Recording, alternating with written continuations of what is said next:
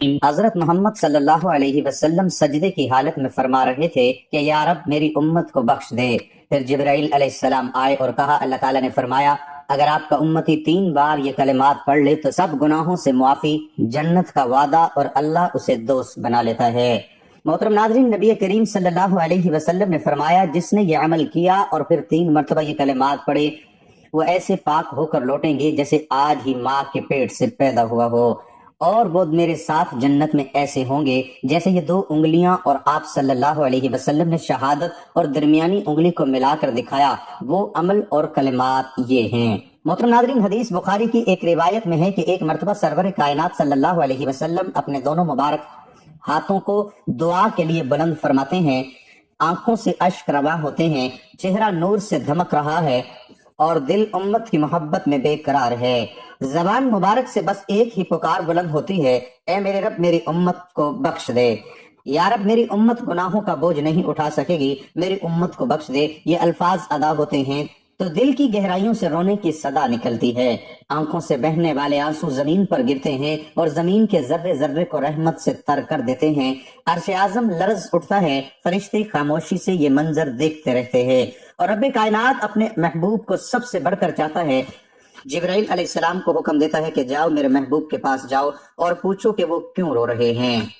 حالانکہ تمہارا رب تو سب کچھ جانتا ہے، لیکن پھر بھی محبت کا تقاضا یہ ہے کہ تم جا کر ان سے سوال کرو۔ جبرائیل امین علیہ السلام نور کے پر کھول کر زمین کی طرف اترتے ہیں اور باغ مصطفیٰ صلی اللہ علیہ وسلم میں پہنچ کر عرض گزار ہوتے ہیں، یا رسول اللہ صلی اللہ علیہ وسلم، اللہ تعالیٰ جو سب کچھ جاننے والا ہے اور جانتا ہے کہ آپ کیوں رو رہے ہیں، مگر وہ چاہتا ہے کہ آپ خود بتائیں۔ آپ کا رونا امت کے لیے ہے، آپ کی فریاد امت کے لیے ہے، آپ کا درد امت کے لیے ہے۔ آپ نے فرمایا کہ اے جبرائیل، میرے گناہ گار امتی جن کی نافرمانیوں کے باوجود میرے دل میں ان کی محبت موجزن ہے، میں ان کے لیے رو رہا ہوں، مجھے ڈر ہے کہ وہ جہنم میں نہ چلے جائیں، میں ان کی بخشش چاہتا ہوں، ان کی نجات چاہتا ہوں۔ حضرت جبرائیل علیہ السلام واپس لوٹتے ہیں، بارگاہ الہی میں عرض کرتے ہیں کہ اے رب العالمین، تیرے محبوب اپنی امت کے لیے رو رہے ہیں، ان کے گناہوں کے لیے گڑ گڑا رہے ہیں۔ رب تعالیٰ کی رحمت جوش میں آتی ہے اور فرماتا ہے جبرائیل واپس جاؤ اور میرے محبوب سے کہو ہم تمہیں تمہاری امت کے بارے میں راضی کر دیں گے اور تمہیں مایوس نہیں کریں گے۔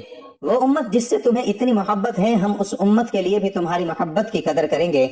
جبرائیل علیہ السلام جب واپس آتے ہیں تو عرض کرتے ہیں، یا رسول اللہ صلی اللہ علیہ وسلم، اللہ تعالیٰ فرماتا ہے کہ وہ آپ کو راضی کرے گا، وہ آپ کو آپ کی امت کے بارے میں ہرگز مایوس نہیں کرے گا۔ اس پر آپ صلی اللہ علیہ وسلم نے شکر کا سجدہ ادا فرمایا، لیکن پھر سوال کیا، اے جبرائیل مجھے بتاؤ تم نے دیگر انبیاء کی امتوں کا کیا حال دیکھا؟ جبرائیل علیہ السلام عرض کرتے ہیں، یا رسول اللہ صلی اللہ علیہ وسلم، میں نے فلاں نبی کی امت کو جہنم میں دیکھا اور فلاں نبی کی امت کو عذاب میں دیکھا۔ وہ ایک نبی کا ذکر کرتے چلے جاتے ہیں اور ہر امت کی کوتاہیوں اور ان پر عذاب کے مناظر بیان کرتے ہیں، لیکن جب حضرت عیسیٰ علیہ السلام کی امت کا تذکرہ مکمل ہوتا ہے تو حضرت جبرائیل امین علیہ السلام خاموش ہو جاتے ہیں، ان کی زبان رک جاتی ہے، وہ سنبھل کر بیٹھ جاتے ہیں اور سر جھکا لیتے ہیں کہ اب میں اگلی امت کا تذکرہ کیسے کروں، کیونکہ اب نبی آخر زمان محبوب خدا صلی اللہ علیہ وسلم کی امت کا ذکر باقی ہے، اور وہ جانتے ہیں کہ اگر انہوں نے یہ کہہ دیا کہ آپ کی امت کو بھی جہنم میں دیکھا ہے تو آپ صلی اللہ علیہ وسلم کے دل پر کیا گزرے گی۔ لیکن آپ صلی اللہ علیہ وسلم جبرائیل کی خاموشی سے بے چین ہو جاتے ہیں، بار بار پوچھتے ہیں، اے جبرائیل سچ بتاؤ، کہیں تم نے میری امت کو بھی جہنم میں تو نہیں دیکھا؟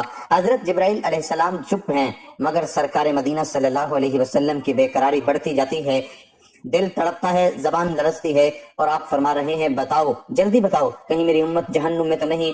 آخر جبرائیل علیہ السلام کو کہنا ہی پڑتا ہے، یا رسول اللہ صلی اللہ علیہ وسلم، ہاں میں نے آپ کی امت کے بعض افراد کو بھی جہنم میں دیکھا ہے، بس اتنا سننا تھا کہ آقا دو جہاں صلی اللہ علیہ وسلم کا رنگ متغیر ہو گیا، دل بے قرار ہو گیا، لب خشک ہو گئے، آنکھوں سے آنسو بہنے لگے اور آپ کا سکون جاتا رہا۔ آپ نے اسی لمحے شہر مدینہ چھوڑ دیا، لوگوں سے چھپ کر تنہائی اختیار کر لی اور ویرانے کی جانب چل دیے، جہاں نہ کوئی انسان ہو نہ کوئی آواز، بس تنہا آپ اور آپ کا رب ہو۔ آپ نے ایک سنسان غار میں جا کر اپنی پیشانی کو خاک پر رکھ دیا اور رونے لگے، سجدے کی حالت میں یا رب امتی یا رب امتی کی صدائیں بلند ہوئیں، آنسو بارش کی طرح بہنے لگے، زمین گواہ بنی، فرشتے حیران ہو گئے اور آسمان پر لرزہ طاری ہو گیا۔ ادھر مدینے میں ایک ہنگامہ برپا ہو چکا تھا، صحابہ کرام حضور نبی کریم صلی اللہ علیہ وسلم کو تلاش کرنے لگے۔ मस्जिद नबवी, हुजरे आयशा, हर गली, हर कूचा, हर कोना छान मारा, लेकिन आका कायनात का कोई पता न चला। शहर में कोहराम मच गया, हर चेहरा गमजदा, हर आंख अश्कबार, घरों के चूल्हे बुझ गए, बाजार वीरान हो गए, अहले मदीना की नींदें हराम हो गई, बच्चे बिलखने लगे, बुजुर्ग सिसकने लगे और सहाबा रजी अल्लाह ताला अन्हु सरगिर्दा हो गए। 3 दिन और 3 रातें यूं ही बीत गईं कि अचानक एक चरवाहे से मुलाकात हुई। उसने कहा, नहीं, मैंने किसी को नहीं देखा, लेकिन 3 दिन से एक पहाड़ की खूह से किसी के रोने की आवाज आ रही है। ऐसी आवाज रोने की है जो दिल चीर देती है। मेरी बकरियां उस दर्द से इतनी मुतासिर हुई कि चराहट छोड़ दी। इतना सुनना था कि सहाबा कराम दौड़ पड़े, उस गार तक पहुंचे और क्या देखते हैं कि आका दो जहां सल्लल्लाहु अलैहि वसल्लम खाक पर पेशानी रखे हुए सजदे में डूबे हुए या रब्बे उम्मती की सदाएं लगा रहे हैं। सहाबा कराम कदमों से लिपट गए, दामन से चिमट गए, अर्ज किया, या रसूलल्लाह सल्लल्लाहु अलैहि वसल्लम, मदीना वीरान हो चुका है, लोग बेकरार हैं, अहले बैत अश्कबार हैं, लेकिन हुजूर सजदे से सर नहीं उठाते। आखिर सहाबा कराम हजरत फातिमा ज़हरा रजी अल्लाह ताला अन्हा की खिदमत में हाजिर होते हैं और इल्तिमास करते हैं, ए खातून जन्नत, आप ही हमारी उम्मीद हैं, आप ही सरकार को मना सकती हैं। हजरत फातिमा रजी अल्लाह ताला अन्हा फौरन रवाना होती हैं, चादर ओढ़कर पहाड़ की जानिब बढ़ते हैं। वहां पहुंचकर अर्ज करती हैं, अब्बा जान, मदीना बेकरार है, हुस्नैन करीमैन आपकी जुदाई में तड़प रहे हैं, हर दिल गमज़दा है, हर जबान पर आपका नाम है, मगर हजूर सजदे से सर नहीं उठाते। तब हजरत फातिमा रजी अल्लाह ताला अन्हा सजदे में जाकर आपके तलवे से आपकी पेशानी मिलकर अर्ज करती है, अब्बा जान, अगर आपने सर मुबारक न उठाया तो फातिमा कयामत तक सजदे से सर न उठाएगी। ये कहना था कि आका कायनात सल्लल्लाहु अलैहि वसल्लम सजदे से सर मुबारक उठाते हैं, आंखों में आंसू हैं, चेहरा अश्कबार है, दिल रंजीदा है और जबान पर एक ही जुमला तारी है, ऐ फातिमा, अगर तुम जिद न करती, यहाँ तक कि रब्बे करीम मेरी सारी उम्मत को बख्श देता। नबी करीम सल्लल्लाहु अलैहि वसल्लम के बहुत से फरामीन हैं जो जन्नत में दाखिल होने के सबब बनते हैं। नबी पाक सल्लल्लाहु अलैहि वसल्लम ने फरमाया, जो शख्स अल्लाह और आखिरत के दिन पर ईमान रखे और नेक अमाल करे वो जन्नत में दाखिल होगा। बहवाला सही बुखारी। नबी करीम सल्लल्लाहु अलैहि वसल्लम ने फरमाया, जिसने ला इलाहा इल्लल्लाह मुहम्मदुर रसूलुल्लाह कहा वो जन्नत में दाखिल होगा। बहवाला सही मुस्लिम। नबी अकरम सल्लल्लाहु अलैहि वसल्लम ने फरमाया, 5 नमाजें जुमा से जुमा और रमजान से रमजान उनके दरमियान किए गए गुनाहों को माफ कर देते हैं, बशर्ते ये कबीरा गुनाहों से बचा जाए। बहवाला सही मुस्लिम। हजूर अकरम सल्लल्लाहु अलैहि वसल्लम ने फरमाया, सदका इंसान को जन्नत में ले जाता है और गुनाहों को मिटाता है जैसे पानी आग को बुझाता है। बहवाला तिरमिज़ी।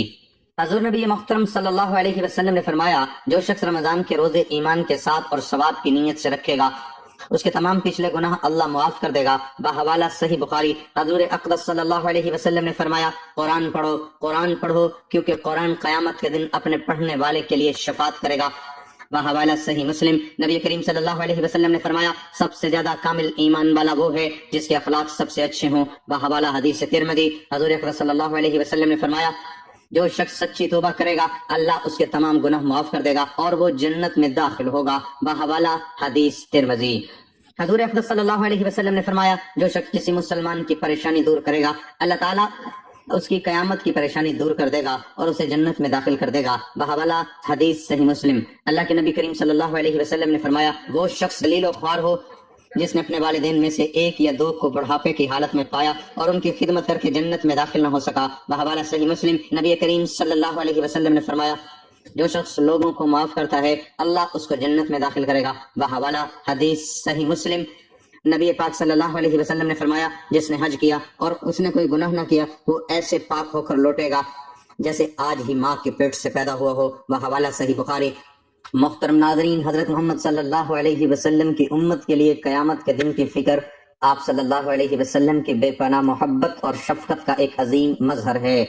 आप सल्लल्लाहु अलैहि वसल्लम ने अपनी जिंदगी में ही नहीं बल्कि अपनी वफात के बाद भी उम्मत की निजात और कामयाबी के लिए बेचैनी और फिक्रमंदी का इजहार फरमाया।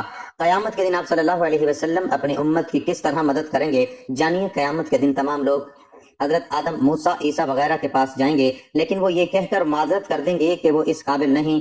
आखिर में सब हजरत मोहम्मद सल्लल्लाहु अलैहि वसल्लम के पास आएंगे। आप सल्लल्लाहु अलैहि वसल्लम के सामने सजदा रेज होकर उम्मत की शफात करेंगे और अल्लाह आप सल्लल्लाहु अलैहि वसल्लम की शफात कबूल फरमाएगा। मैं कयामत के दिन सबसे पहले शफात करूंगा और मेरी शफात सबसे पहले कबूल की जाएगी। आप सल्लल्लाहु अलैहि वसल्लम ने फरमाया, मेरी शफात से मेरी उम्मत के वो बड़े गुनहगार निजात पाएंगे जिन्होंने अल्लाह के साथ किसी को शरीक नहीं ठहराया।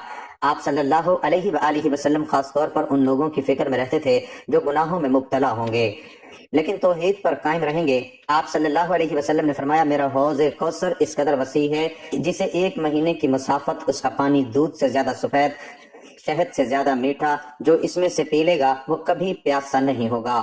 آپ صلی اللہ علیہ وسلم اپنی امت کو اس حوض سے سیراب کریں گے لیکن بعض لوگ بدعمالیوں کی وجہ سے روک دیے جائیں گے جس پر آپ صلی اللہ علیہ وسلم بہت افسردہ ہوں گے۔ آپ صلی اللہ علیہ وسلم نے فرمایا قیامت کے دن دیکھوں گا کہ میری امت کے کچھ لوگوں کو فرشتے پکڑ کر جہنم کی طرف لے جا رہے ہوں گے، تو میں کہوں گا اے رب یہ میری امت ہے۔ اللہ فرمائے گا تم نہیں جانتے کہ انہوں نے تمہارے بعد کیا نئے نئے کام ایجاد کیے تھے۔ اس پر آپ صلی اللہ علیہ وسلم بہت رنجیدہ ہوں گے لیکن پھر بھی ان کے لیے دعا کریں گے۔ آپ صلی اللہ علیہ وسلم نے فرمایا قیامت کے دن میں ان کمزور مومنین کی وجہ سے فخر کروں گا جو دنیا میں حقیر سمجھے جاتے تھے۔ آپ صلی اللہ علیہ وسلم کی خاص توجہ ان لوگوں پر ہوگی جو دنیا میں غریب، بیمار یا کمزور تھے لیکن ایمان پر قائم رہے۔ قرآن میں اللہ نے فرمایا شاید آپ اپنی جان ہی ہلاک کر ڈالیں گے اس غم میں کہ یہ لوگ ایمان نہیں لاتے۔ آپ صلی اللہ علیہ وسلم دنیا میں ہی امت کے عذاب آخرت کے خوف سے روتے تھے اور قیامت کے دن بھی آپ صلی اللہ علیہ وسلم کی یہی فکر ہوگی۔ کیا ہم آپ صلی اللہ علیہ وسلم کی فکر کے قابل ہیں؟ آپ صلی اللہ علیہ وسلم قیامت کے دن کی فکر کا تقاضا ہے کہ ہم توحید پر قائم رہیں، کسی کو اللہ کا شریک نہ ٹھہرائیں، سنت پر عمل کریں اور بدعات سے بچیں، گناہوں سے توبہ کریں، خاص طور پر کبیرہ گناہوں سے، کمزوروں اور مظلوموں کی مدد کریں کیونکہ آپ صلی اللہ علیہ وسلم انہیں قیامت میں اپنی شفاعت کا خاص مستحق بنائیں گے۔ اللہ تعالیٰ ہمیں قیامت کے دن حضرت محمد صلی اللہ علیہ وسلم کی شفاعت کا حقدار بنائے، آمین۔ حضرت محمد صلی اللہ علیہ وسلم سجدے کی حالت میں فرما رہے تھے کہ یا رب میری امت کو بخش دے۔ پھر جبرائیل علیہ السلام آئے اور کہا اللہ تعالیٰ نے فرمایا اگر آپ کا امتی 3 بار یہ کلمات پڑھ لے تو سب گناہوں سے معافی، جنت کا وعدہ اور اللہ اسے دوست بنا لیتا ہے۔ محترم ناظرین، نبی کریم صلی اللہ علیہ وسلم نے فرمایا جس نے یہ عمل کیا اور پھر 3 مرتبہ یہ کلمات پڑھے وہ ایسے پاک ہو کر لوٹیں گے جیسے آج ہی ماں کے پیٹ سے پیدا ہوا ہو، اور وہ میرے ساتھ جنت میں ایسے ہوں گے جیسے یہ 2 انگلیاں، اور آپ صلی اللہ علیہ وسلم نے شہادت اور درمیانی انگلی کو ملا کر دکھایا۔ وہ عمل اور کلمات یہ ہیں۔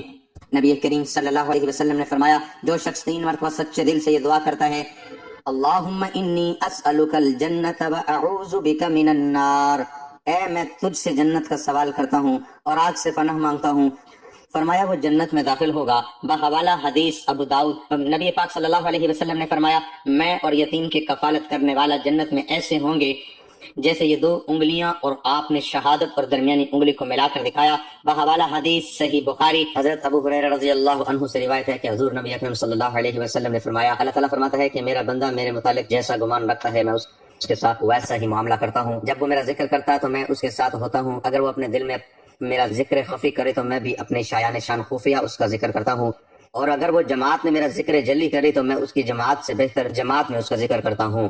اگر ایک بالش میرے نزدیک آئے تو میں 1 بازو کے برابر اس کے نزدیک ہو جاتا ہوں، اگر وہ 1 بازو کے برابر میرے نزدیک آئے تو میں 2 بازوؤں کے برابر اس کے نزدیک ہو جاتا ہوں، اور اگر وہ میری طرف چل کر آئے تو میں اس کی طرف دوڑ کر آتا ہوں۔ حضرت ابو دردہ رضی اللہ عنہ سے روایت ہے کہ حضور نبی اکرم صلی اللہ علیہ وسلم نے فرمایا کیا میں تمہیں تمہارے اعمال میں سے سب سے اچھا عمل نہ بتاؤں جو تمہارے مالک کے ہاں بہتر اور پاکیزہ ہے، تمہارے درجات میں سب سے بلند ہے، تمہارے سونے اور چاندی کی خیرات سے بھی افضل ہے، اور تمہارے دشمن کا سامنا کرنے یعنی جہاد سے بھی بہتر ہے۔ در آن حالیہ کہ تم انہیں قتل کرو، اور وہ تمہیں صحابہ کرام رضی اللہ عنہم نے عرض کیا کیوں نہیں؟ آپ صلی اللہ علیہ وسلم نے فرمایا جو وہ عمل اللہ کا ذکر ہے۔ حضرت معاذ رضی اللہ عنہ سے روایت ہے ایک آدمی نے حضور نبی اکرم صلی اللہ علیہ وسلم سے پوچھا کون سا مجاہد کا ثواب زیادہ ہے؟ آپ صلی اللہ علیہ وسلم نے فرمایا ان میں سے جو اللہ تبارک و تعالیٰ کا ذکر زیادہ کرتا ہے۔ اس نے دوبارہ عرض کیا روزے داروں میں سے کس کا ثواب زیادہ ہے؟ آپ صلی اللہ علیہ وسلم نے فرمایا جو اللہ تبارک و تعالیٰ کا ذکر زیادہ کرتا ہے۔ پھر اس نے ہمارے لیے نماز، زکوٰۃ، حج اور صدقے کا ذکر کیا۔ حضور نبی اکرم صلی اللہ علیہ وسلم ہر بار فرماتے رہے جو ان میں سے اللہ تبارک و تعالیٰ کا ذکر زیادہ کرتا ہے۔ حضرت ابو بکر رضی اللہ عنہ نے حضرت عمر رضی اللہ عنہ سے کہا اے ابو حفص، اللہ تعالیٰ کا ذکر کرنے والے تمام نیکیاں لے گئے۔ رسول اللہ صلی اللہ علیہ وسلم نے فرمایا بالکل درست ہے، ذکر اللہ کی اہمیت۔ اللہ رب العزت ساری کائنات کا خالق اور مالک ہے، دن رات اللہ پاک نے بنائے، یہ کائنات اللہ پاک نے بنائی ہے، اللہ پاک کے حکم سے یہ کائنات وجود میں آئی، اور اللہ رب العزت جب چاہیں گے یہ کائنات فنا ہو جائے گی، اللہ رب العزت کے سوا کوئی بھی نہیں رہے گا۔ اس دن اللہ پاک اپنی قدرت کا، اپنی شان کا اظہار کریں گے اور فرمائیں گے آج کس کی حکومت ہے، لمن الملک اليوم، آج کس کی حکومت ہے؟ جب کوئی جواب دینے والا نہیں ہوگا اللہ رب العزت خود ہی جواب دیں گے للہ الواحد القہار، آج وہ واحد، وہ وحدہ لا شریک ہے جس کی صفات میں کوئی شریک نہیں ہے، اس کی حکومت ہے۔ اللہ تعالیٰ کا نام کائنات کی روح ہے، اللہ کے نام کی بڑی عظمت ہے۔ جب تک ایک اللہ کا بندہ بھی ایسا رہے گا جو صرف اللہ کا نام لے گا، اللہ پاک اپنے نام کی برکت سے اس دنیا کے نظام کو چلائے گا، اور جب وہ اللہ اللہ کہنے والا واحد بندہ بھی دنیا سے رخصت ہو جائے گا تو پھر اللہ پاک اس دنیا کے نظام کو لپیٹ لیں گے کہ اب میرا نام لینے والا کوئی نہیں رہا، اب یہ دنیا بے مقصد ہو چکی ہے، بے فائدہ ہو چکی ہے۔ تو اللہ کے نام کی بڑی قیمت ہے، بڑا وزن ہے، اس لیے کہ اللہ بڑے ہیں، اللہ کا نام ہی بڑا ہے، تو اللہ کا نام عظمت سے لینا چاہیے۔ اللہ پاک فرماتے ہیں عظمت کبریائی اللہ کی چادر، اللہ کا تہبند ہے، کبریائی اللہ کے ساتھ خوبصورت لگتی ہے، یہ اللہ کا وصف ہے، اللہ کی صفت ہے۔ اللہ تعالیٰ ہم تمام مسلمان بہن بھائیوں پر ان تمام احادیث مبارکہ پر عمل کرنے والا بنائے، آمین یا رب العالمین، جزاک اللہ خیرا کثیرا، آمین یا رب العالمین، جزاک اللہ خیرا کثیرا۔